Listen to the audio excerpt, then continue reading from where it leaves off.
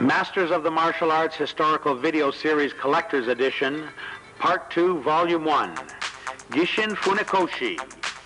Universally known as the founder of modern-day karate, Gishin Funakoshi, father of the shotokan system, was born in Okinawa in 1868. Funakoshi's first martial arts instructor was Yasutsuno Azato, with whom he trained while in primary school. In 1902, Funakoshi's karate demonstration for the Commissioner of Schools, Shintaro Ozawa, led to the introduction of karate into the physical education programs of several schools. He was responsible for the propagation of karate throughout Okinawa and the world. And in 1913, he formed a team of martial artists to travel across Okinawa to demonstrate the art. The team was compiled of many renowned karateka, including Choki Motobu, Kenwa Mabuni, and Chotuko Kayan. The first national sports exhibition in 1922 in Tokyo to publicly display karate jutsu. While in Japan, Funakoshi was introduced to Jigaro Kano, the founder of judo, who asked him to demonstrate karate at the Kodokan. Funakoshi's friendship with Kano grew, and they exchanged many ideas between the two arts. Kano adopted many techniques from karate jutsu for use in the judo system, and Funakoshi utilized Kano's ranking system for recognizing a student's qualifications and abilities. In 1933, Funakoshi changed the concept of kata from its original meaning of China, written in Chinese characters, to empty, and had it redrawn with Japanese characters. Next, he replaced the jutsu with do or wei. Hence the term karate do, or empty hand wei, was born. This name change was due in large part to Funakoshi's philosophical convictions associated with martial arts. In Tokyo in 1936, at the age of 68, Funakoshi established the Shotokan, the world's first freestanding karate dojo.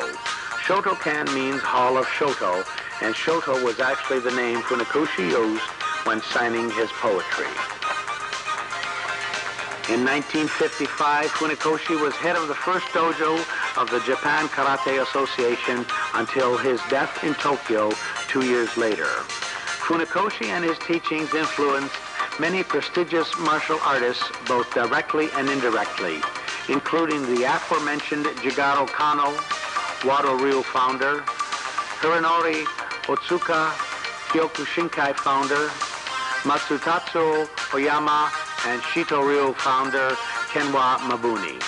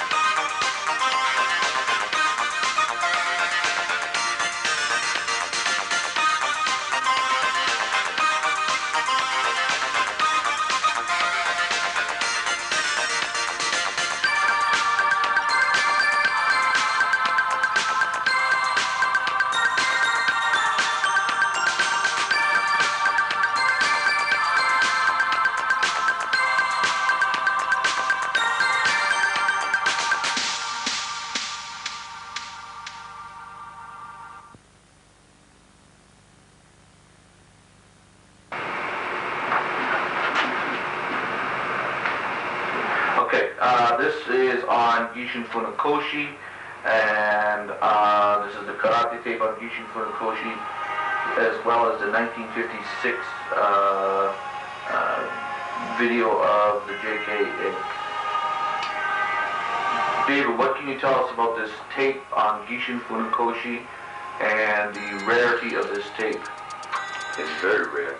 I practiced karate for 25 years, and in the last probably 4 or 5 years, doing in-depth study into Funakoshi and the roots of shotokan karate. And as far as I know, I've talked to many historians from England, from Japan, and here in America. Nobody had this film. So this film is very, very rare. I'm not exactly sure of the time frame, but we're looking at a date from approximately about 1949 to about 1955, in that time frame. Maybe we can pinpoint that. However, what you are seeing is a man who is in his 80s performing Iban Kumute, or one-point sparring. It is from 2 angles, and you can see very, very clear that Funakoshi is very, very exact. Okay. And one of the things that you'll notice is that Funakoshi stances, they're much more natural, approximately shoulder length apart. In karate, changed a bit after his death and got longer, but you're going to see Funakoshi, how he taught his karate. One interesting thing about this tape, when you see Funakoshi, he had a very, very strong grip. You notice that when Sensei Obata is punching in, Funakoshi parries the blow, but he's either got a hold of the wrist or the gi. He's like, just pulls him a little off balance. Funakoshi was very short in stature, even for Okinawan standards. He was, at best, 5 feet tall, 135 pounds at best. Sensei Obata was quite bigger, and many of Funakoshi's students were bigger than him. After all, he taught some American GIs. But you can notice that he could get inside of them. He would parry the blow, he would have this person off balance, and fire a very fast punch. What makes this tape extraordinary is that, again, when you start to look at people of his age in this era that can, walk or move around as agile as Funakoshi. This is what, all those years of karate training has done for him. And all those years date back to when he was a youth in Okinawa. Since Funakoshi was born premature, his date is a little obscure. For the record, they say he was born November of 1868.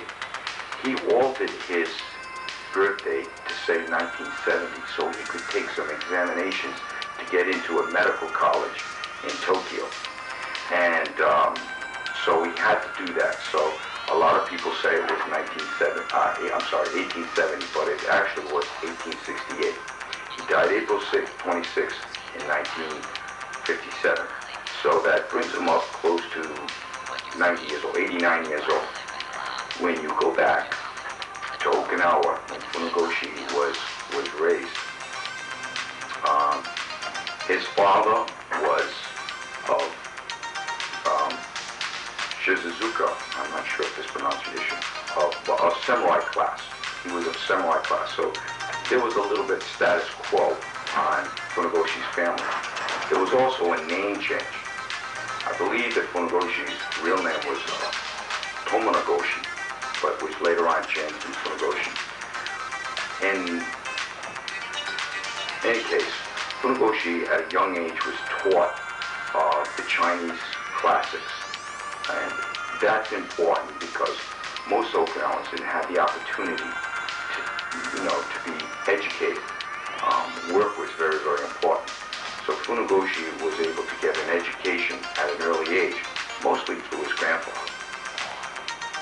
Okay, and what was his relationship with the other masters of the other disciplines in Japan? Okay, moving on Funakoshi's major instructors, or two that he talks about, is Asato and Itoso. Okay, Itoso had other students, people like Miyagi Chojin, the founder of Goju, a legend in his own time. And if I could take just a minute to talk about Miyagi Chojin was recognized as probably the most powerful individual. His physical strength was probably the highest of like people like Kenwa Mabuni and Gishin Funakoshi. He was a very, very powerful man, a wealthy man. And Kenwa Mabuni, also a student of Itoso. Now, don't forget that these guys had trained with other people. Matsumura, Higaonna, a lot of different influence. But the relationship that the three of them had was very, very cordial and very like dojo brothers. I think that they, at that time, when the three of them didn't have a particular style, they just were studying Tote or Rokyu, Kempo, whatever they were calling it back then. It wasn't really called karate then, yes and no. But the three of them shared a common interest, and that was to train in karate and to hopefully to introduce karate to the world, because they believed that they were trained warriors. Now, what that meant was that the three of them believed that it was like if you gave somebody a gun, that gives you a lot of power. Okay? You can do two things. You can have a gun for peaceful purposes, and you can have a gun to take the life. The way they trained was almost the same thing. They had the power to take a life, and they had the power to use it for defense only. The three of them had that consensus amongst them. And so with that, they kind of had the same philosophy. So I believe that, and many, many references, when you talk to Goju people about Funakoshi, those who were around at that time have much respect for one another. I think that, like modern day times, Goju people stick with Goju, Shotokan sticks with Shotokan, Shintaro sticks with, Felisa Kenwa Mabuni. But back in their days, when you ask about the three of them, they had tremendous harmony among each other, and they worked out with each other whenever they could, and helped out with each other whenever they could. What can you actually tell us about the naming of the style of shotokan? Interesting. Okay, Funakoshi, besides being a great karate man, Funakoshi wrote a lot of poems, mostly about karate. And so when he signed these poems, he would sign it under his nickname, Shoto. Shoto translated means pine waves. And he got that name because many times when he left Azato's house or Itoso's house, he would have to walk through these paths that would take him through these pine trees. And this was when Funakoshi would think about, writing poems or think about nature in itself. And the pine waves, he thought, was a fitting name to nickname himself for these poems. So in 1935 or 36, when his students erected the first dojo, they called it the Hall of Shoto, and thus the name Shotokan. Kan meaning building, Shoto meaning pine waves. The Hall of Shoto was developed in 1936. Unfortunately, it was destroyed during the war in 1945. But that's how Shotokan, and it wasn't, Funakoshi, even in his autobiography, he's honored, but he's not. He still believes at that time that karate should be one. Karate Do, the way of the empty hand. However, Shotokan became a style, and it almost became Japanese. Obviously, its influence was in Okinawa. Who else do we see on this video? Oh, the video of well, there are two, as you can see, there are many legends on this tape. You're going to see S.A. Obata, one of Funakoshi's senior students, who was at one time a member of the JKA, but then left. You're going to see Sensei Nakayama, who probably helped JKA or made JKA what it is today. There are people like Okazaki, who's here in the United States in Philadelphia, Nishiyama, who's out in California, Ianoida, who's out in England, Kanazawa, also out in England.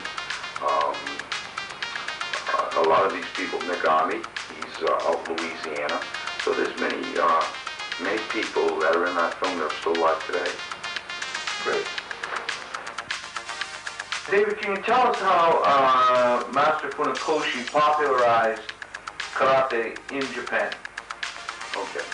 Upon the request of the Ministry of Education and the Emperor himself, Funakoshi had already did a demonstration in Japan in like 1917, returned to Okinawa, but then was asked to go back. So in 1922, Funakoshi set off for Japan to popularize karate. If you look at that time era, what was happening in Japan was judo had a good foothold, kendo was very, very popular, and karate was something very obscure. What Funakoshi did when he went over to Japan was he did a few demonstrations, was widely received, but nothing happened. Funakoshi had to take residence up at the Misajuka, a dormitory, which was a dormitory for Okinawan immigrants. And Funakoshi had a hard time trying to popularize karate. In fact, he lived so poorly that, he had to tell the cooks that, if you could give me something to eat, I would teach you karate. At best, at that time, he had maybe 10 students. So he had to work to clean up the place and take care of the mail just to survive in Japan. This is all taking place in 20. So he had a lot of dead time, but karate was always on his mind. So in 1922, he wrote a book, Rokyu Kempo. In this book, it's basically line drawings and Funakoshi's philosophy about karate, what it should be, and what kind of an attitude that you should have for it. And the book did very, very well.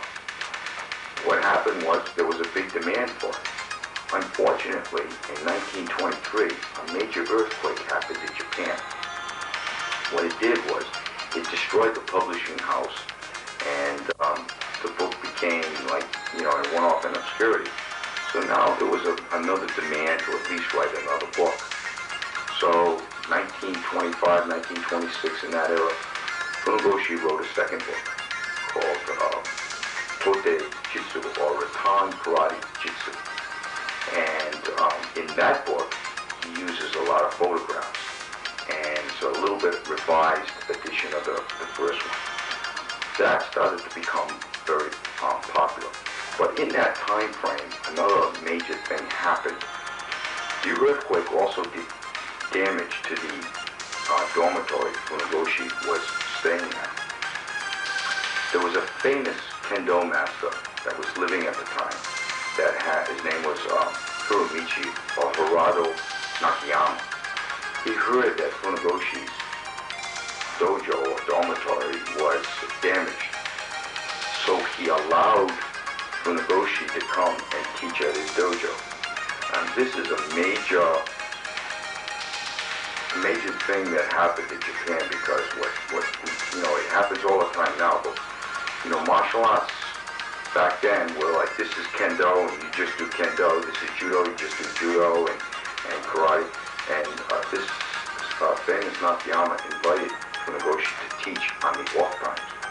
And because of Nakayama's influence, if Nakayama is allowing this Okinawan to teach karate, then this gentleman must have something of value. And Funakoshi's students started to increase. And from that point, Funakoshi did another smart thing. He went and introduced karate to the universities. A lot of them claim, he taught here first, he taught there first. That's up there, how you look at it. But he got into the universities such as Keio, Hosei, Tokyo, and a number of them. And that's when karate started to really start to get popular. And Funakoshi would travel around to these universities at least once a week to see how practice came from. You're talking now in the 30s, when the shotokan, getting back to when the shotokan was developed, Funakoshi had 3 sons and a daughter. Funakoshi had a third son named Yoshitaka, they're called Hiko, and he was a very talented individual, a little bit bigger than his father and a little bit heavier, but a lot younger. At that time, you have to remember that, Japan had kendo as a sport and judo as a sport. Back in Okinawa, karate wasn't done as a sport. Karate was done as self-defense. So the mindset in Japan is competitive, especially amongst universities. And so what was happening was that Yoshitaka, being of that college age,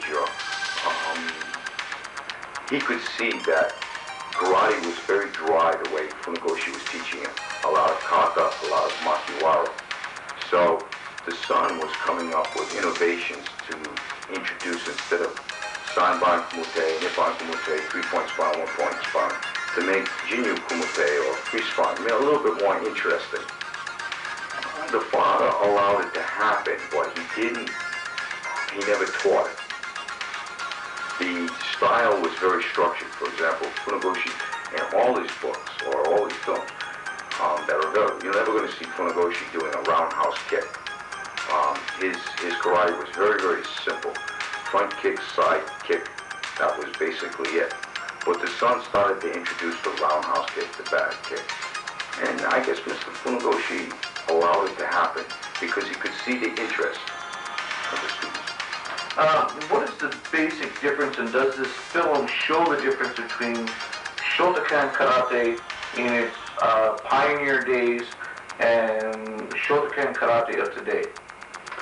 Well, there's very small footage of Funakoshi, but what it does show is the basics, and it shows the stance level.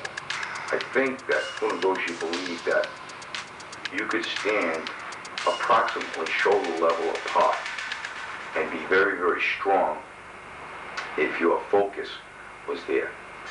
And if you look at modern JKA stances, they're a lot longer. One of the pluses of that is that your center of balance is lower to the ground.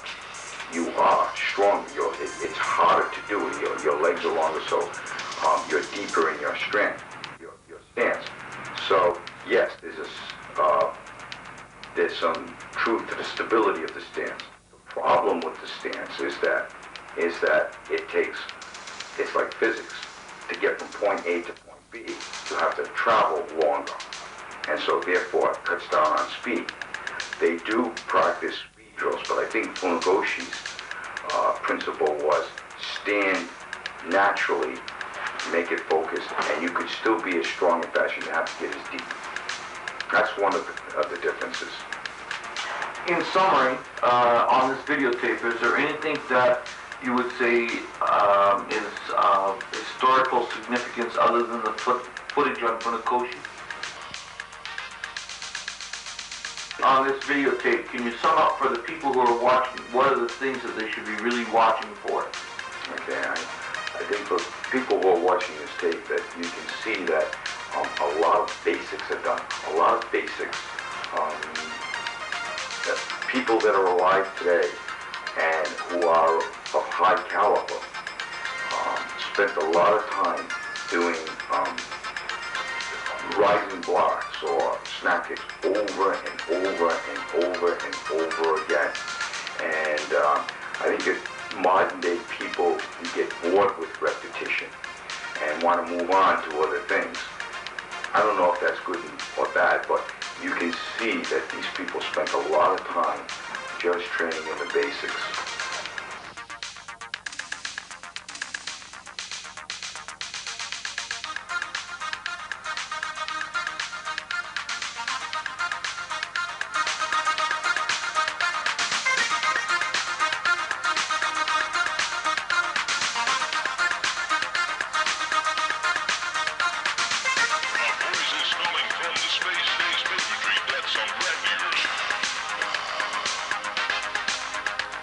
Don't be afraid, don't be afraid. Television saying that word leaves spring.